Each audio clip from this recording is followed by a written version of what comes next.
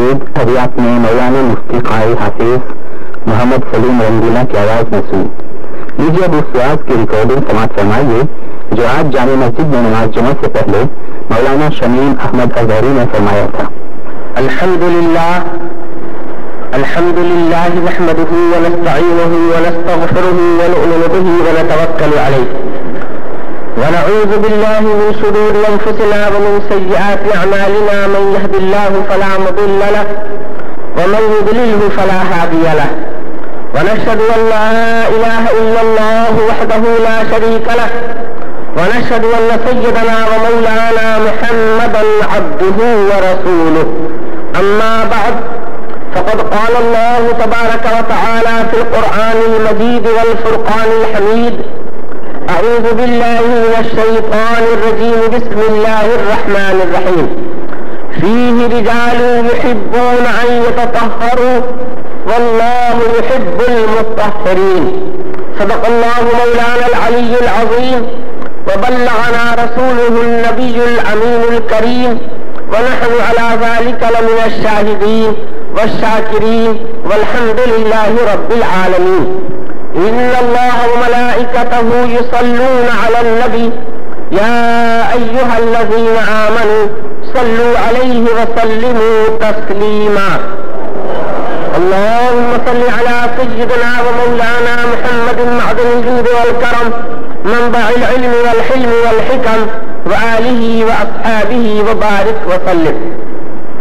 معزز حاضرین، محترم سامعین، میرے بزرگوں، بھائیوں اور بہنوں اور عزیز بچوں، السلام علیکم ورحمۃ اللہ وبرکاتہ.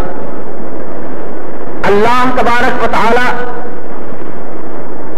کا بڑا کرم اور اس کا احسان ہے کہ اس نے ہمیں اور آپ کو مسلمان بنایا. مذہب اسلام ہر قسم کی خوبیوں اور ہر قسم کی اچھائیوں کا جامع ہے. زندگی کا کوئی گوشہ ایسا نہیں، زندگی کا کوئی حصہ ایسا نہیں کہ جس کے بارے میں اسلام نے کچھ نہ بتا دیا ہو. چھوٹی سے چھوٹی بات، بڑی سے بڑی بات، جس کو لوگ معمولی چیز سمجھا کرتے ہیں اور جس کے بارے میں سوال جواب کرنے کو لوگ بے شرمی سمجھا کرتے ہیں، ان تمام معاملات کو بھی اسلام نے کھول کھول کر اور صاف صاف بیان فرمایا تاکہ لوگ کسی غلط فہمی میں نہ کر سکیں. عام طور سے پیشاب پاخانہ کرنا، غسل کا واجب ہونا، وضو کا ٹوٹ جانا، یہ تمام وہ چیزیں ہیں کہ جن چیزوں کے بارے میں لوگ سوال کرنا اور اس کے بارے میں پوچھنا اپنے لیے شرم کی بات سمجھتے ہیں. مگر آپ سوچیں کہ اگر مذہب بھی اس معاملے میں ایسا ہی برتاؤ کرے تو انسان تو بالکل آزاد ہو کر رہ جائے گا. انسان کے پاس کوئی قانون نہیں ہوگا.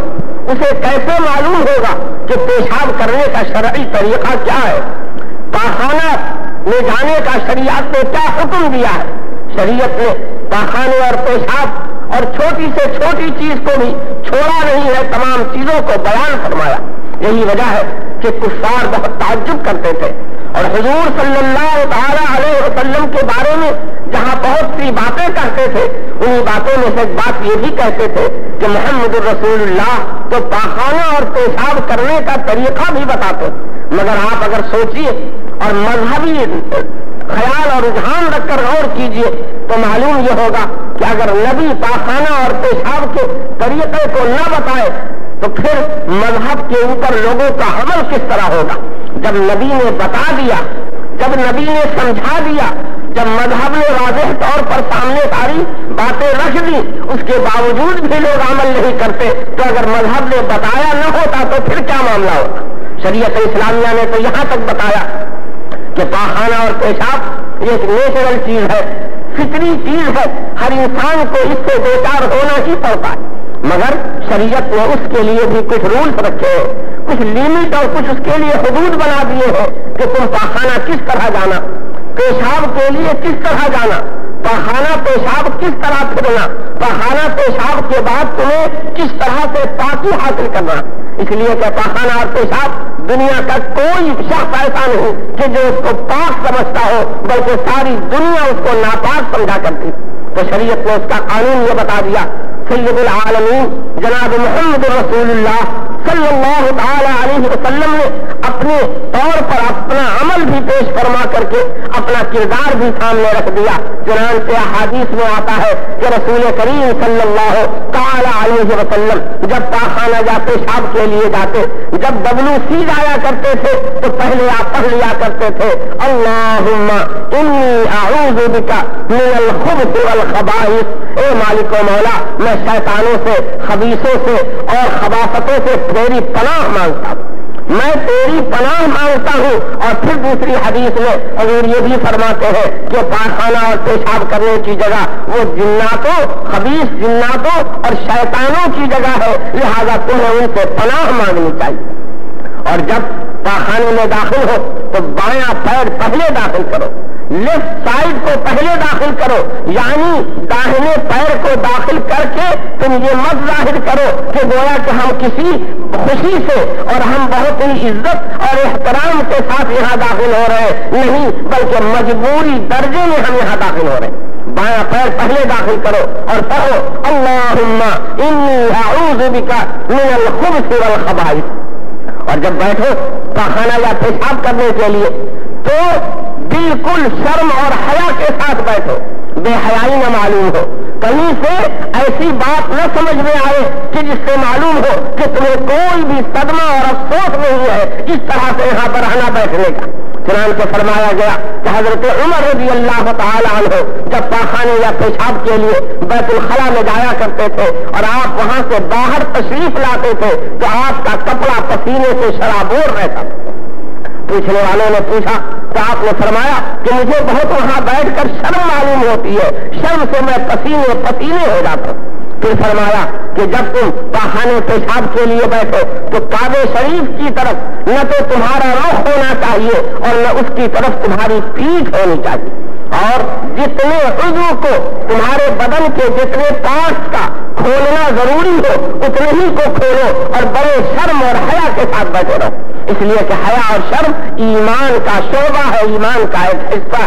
اور جب تم پاخانے پیشاب کو فارغ ہو لو تو شریعت نے پاکی کا طریقہ دیا ہے جس کو استنجا کرنا کہا جاتا ہے.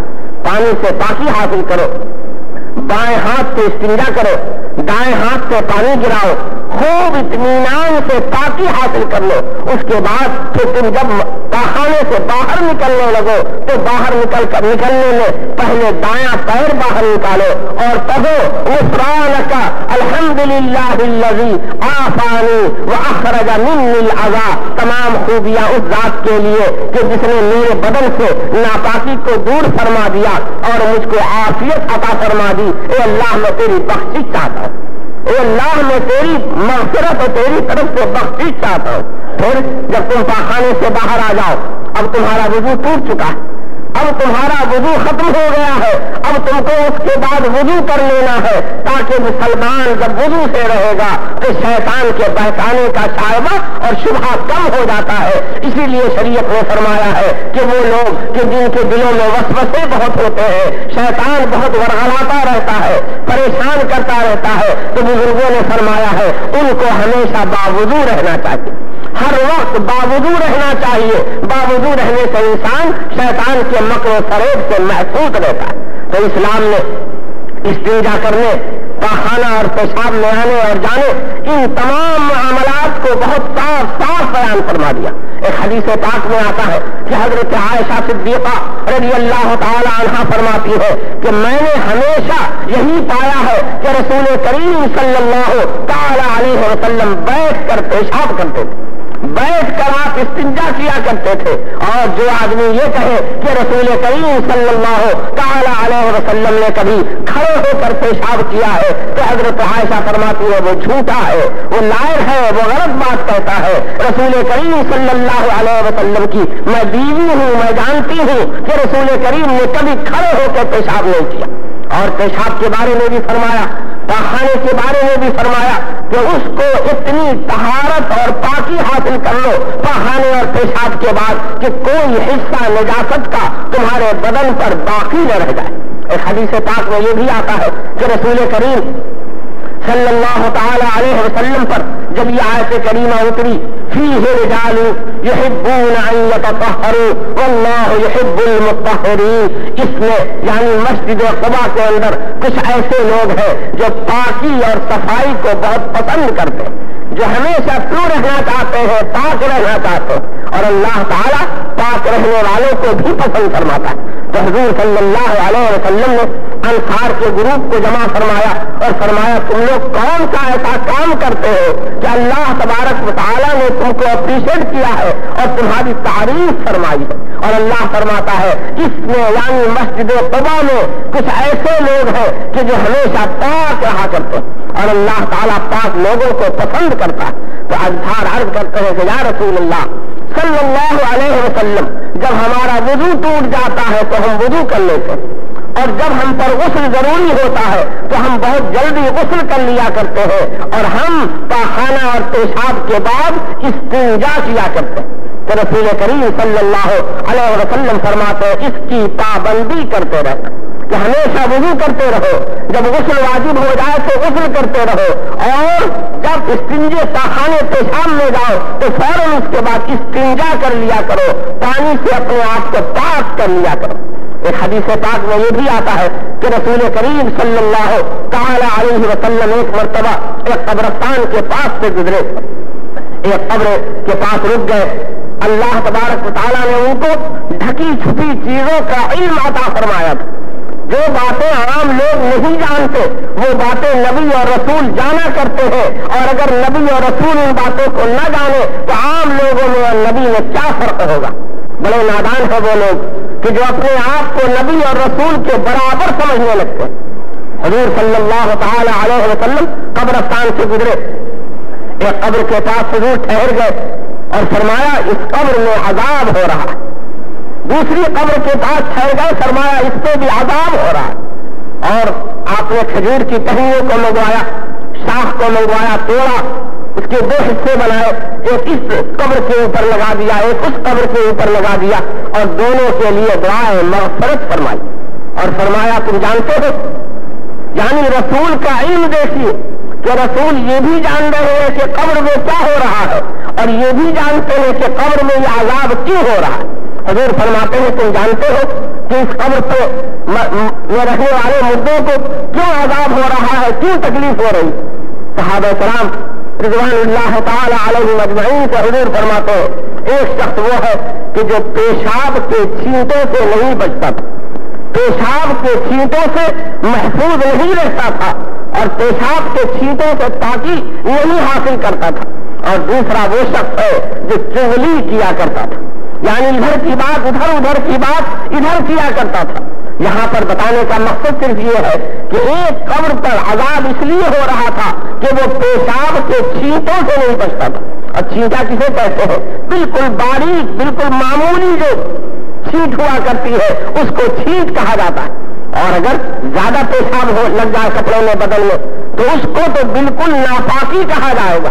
مگر حضور صلی اللہ تعالی علیہ وسلم واضح فرما رہے ہیں کہ یہ مسلمانوں تم کو پاخانے اور پیشاب کی تمام نجاستوں سے محفوظ رہنا چاہیے.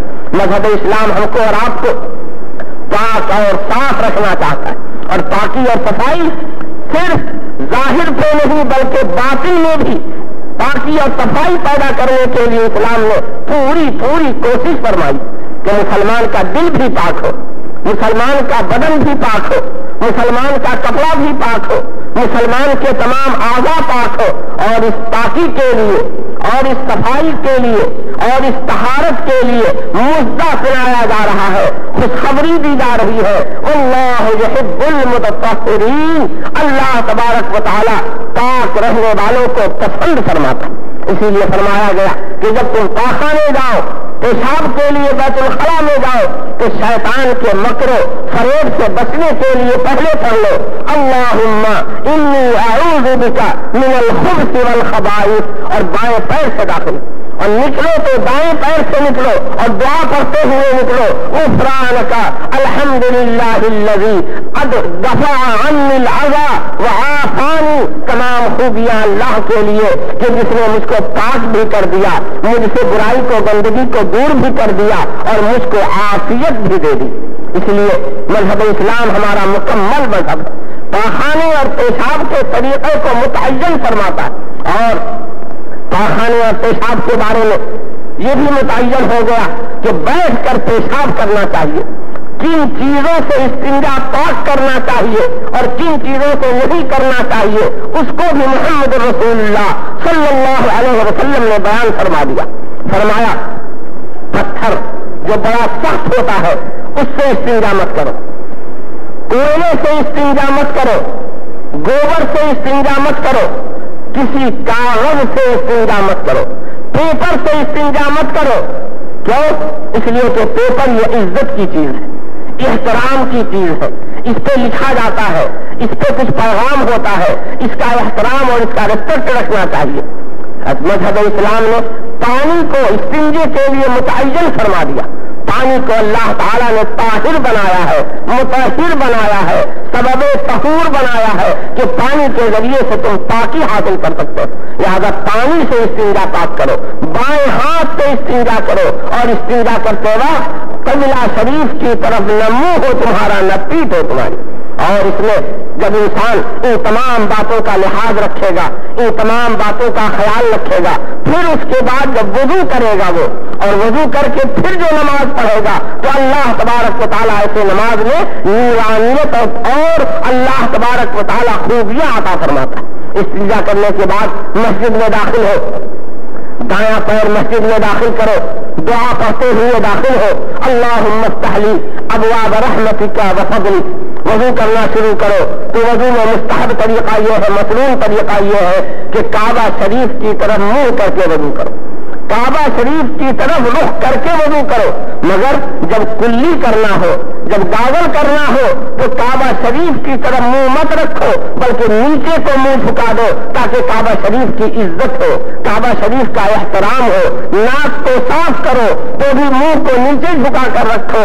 اس طرح سے پھر تم کلی کرو، ناک میں پانی ڈالو، چہرے کے اوپر پانی ڈالو، اور پانی کس طرح ڈالو؟ جہاں سے بال اگتے ہیں وہاں سے لے کر تھوڑی تک پانی لگاؤ، اس طرف سے لے کر اس طرف تک دھو جب تمہارا چہرہ دھل گیا ہے۔ اب ہاتھ کو کہنیوں تک دھو لو، سر کا مسح کر لو، پیر کو دھو لو۔ اب اس طرح سے تم نے وضو حاصل کر کے طہارت صغرا حاصل کر لیا۔ پچھلے دنوں کو میں نے طہارت کبریٰ یعنی غسل کے بارے میں بتایا تھا۔ اس مرتبہ طہارت کبریٰ حاصل ہونے کے بعد جب غسل ہمارا ٹھیک سے ہو گیا، اب اس کے بعد ہمیں وضو کرنا چاہیے، اور وضو بھی بہت ہی کیئرفل رہ کر، بہت ہی احتیاط کے ساتھ، بہت ذمہ داری کا لحاظ کر کے، اس لیے کہ اللہ کی بارگاہ میں کھڑے ہونے جا رہے ہیں کہ جتنے پاک ہوں گے اتنے ہی ہماری نماز بہتر اور اچھی ہوگی۔ ایک مرتبہ سید العالمین جناب محمد رسول اللہ صلی اللہ تعالی علیہ وسلم فجر کی نماز پڑھا رہے تھے، اور آپ کو سہو ہو گیا، آپ کو نسیان ہو گیا، بھول گیا۔ نماز ختم ہونے کے بعد آپ نے صحابہ کرام سے پوچھا، اے صحابہ کیا حال ہے تمہارا کہ تم ٹھیک سے وضو کر کے نہیں آتے، جس کی وجہ سے مجھے آج سہو ہو گیا، جس کی وجہ سے آج مجھ سے بھول ہو گئی۔ پتہ یہ چلا کہ وضو میں کمزوری کی وجہ سے، وضو ٹھیک سے نہ ہونے کی وجہ سے نماز میں بھول ہوا کرتی۔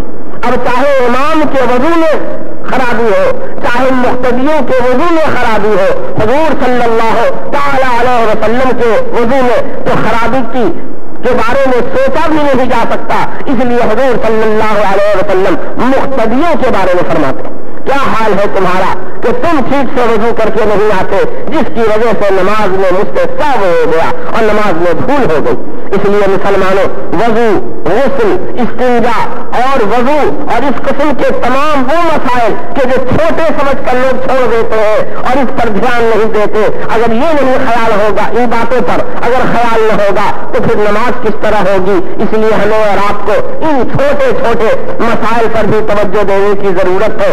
اللہ تبارک و تعالی ہم تمام مسلمانوں کو دین اور مذہب پر چلنے کی توفیق عطا فرمائے، مسائل کو سمجھنے اور اس پر عمل کرنے کی توفیق عطا فرمائے۔ ما علینا الا البلاغ۔ یہ تھی اس بات کی ایک ریکارڈنگ جو مولانا شمیم احمد اظہری نے آج جامع مسجد میں جمعہ کی نماز سے پہلے فرمایا تھا، اور اب سنیے جمعہ کی نماز کے موقع پر پڑھے گئے خطبے کی ریکارڈنگ۔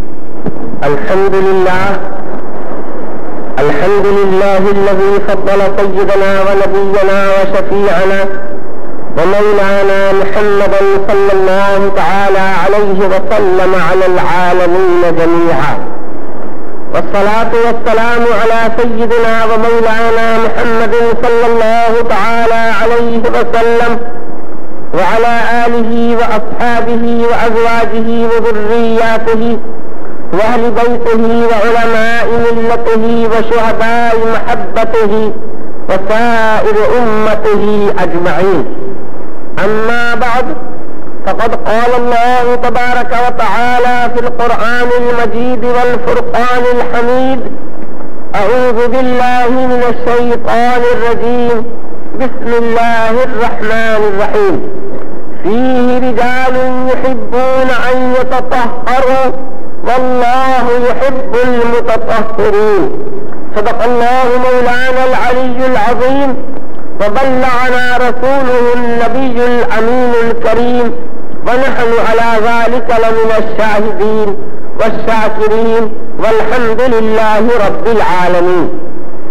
فيا أيها المسلمون ويا أيها الإخوة في الإسلام، إن ديننا الإسلام دين كامل، دين مكمل، دين متمم عليه نعمة الله تبارك وتعالى.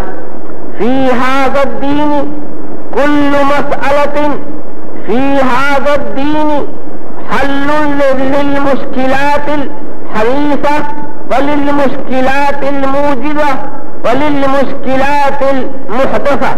فيا أيها المسلمون، إننا نرى أن رسول الله صلى الله عليه وسلم جاء لتبليغ الدين، جاء لنشر الإسلام، وهو كان من بني آدم، فهو كان يتطهر، فهو كان يذهب إلى هنا وإلى هناك، وهو كان يغتسل، وهو كان يتوضأ، وهو كان يستنجي. فبأفعاله الشريفة وبأقواله الكريمة نستضيء ونأخذ الضوء لأعمالنا اليومية. لهذا نرى أن رسول الله صلى الله تعالى عليه وسلم عندما يذهب إلى بيت الخلاء فيقول: اللهم إني أعوذ بك من الخبث والخبائث، وهو أولا يدخل رجله اليسرى، ثم عندما يفرغ من البول والبراز والغائط فيقول: غفرانك، الحمد لله الذي دفع عني الأذى وعافاني، ويخرج رجله اليمنى. هذه سنة الرسول عليه الصلاة والسلام. فعلينا أن نغتسل، وعلينا أن نتوضأ، وعلينا أن نستنجي كما اغتسل رسول الله صلى الله عليه وسلم، كما توضأ رسول الله صلى الله عليه وسلم، وكما استنجى رسول الله صلى الله عليه وسلم. فها هنا موجبات الغسل. من موجبات الغسل، عند وجود موجبات الغسل علينا أن نغتسل، وعلينا أن نتطهر من الجنابة. وهكذا عند وجود نواقض الوضوء فعلينا أن نتوضأ. وفي الوضوء ماذا نعمل، ماذا نفعل؟ قال الله تبارك وتعالى: يا أيها الذين آمنوا إذا قمتم إلى الصلاة فاغسلوا وجوهكم وأيديكم إلى المرافق وامسحوا برؤوسكم وأرجلكم إلى الكعبين.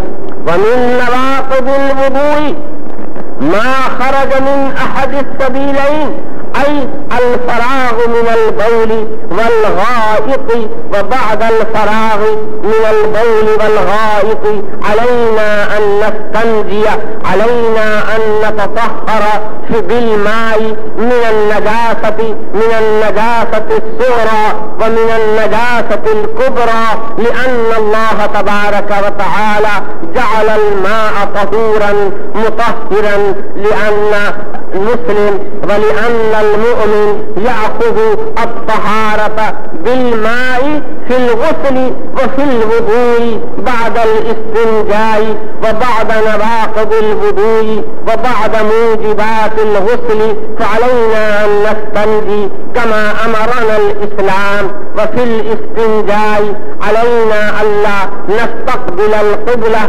وعلينا ألا نستدبر القبلة، لأن الحياء شعبة من الإيمان.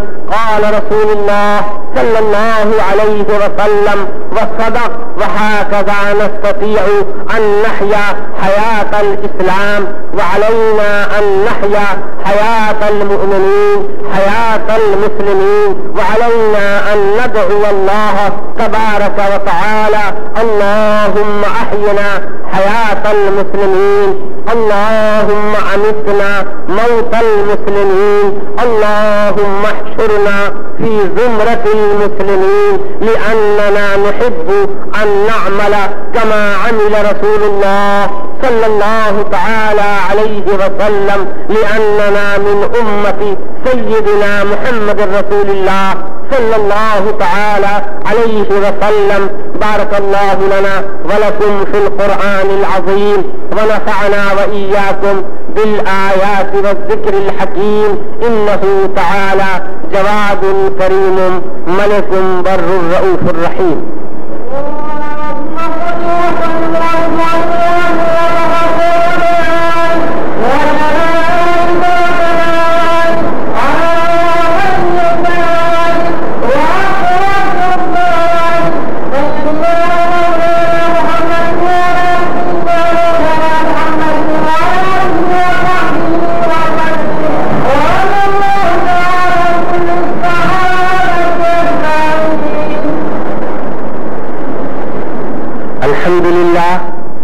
الحمد لله نحمده ونستعينه ونستغفره ونؤمن به ونتوكل عليه، ونعوذ بالله من شرور أنفسنا ومن سيئات أعمالنا، من يهد الله فلا مضل له ومن يضلله فلا هادي له، ونشهد أن لا إله إلا الله وحده لا شريك له، ونشهد أن سيدنا ونبينا وشفيعنا وطبيب قلوبنا ومولانا محمدا عبده ورسوله، والصلاة والسلام عليه وعلى آله وأصحابه وأزواجه وذرياته وأهل بيته وعلماء ملته وشهداء محبته وسائر أمته أجمعين، لا سيما على أفضل البشر بعد الأنبياء بالتحقيق أمير المؤمنين سيدنا أبي بكر الصديق رضي الله تعالى عنه،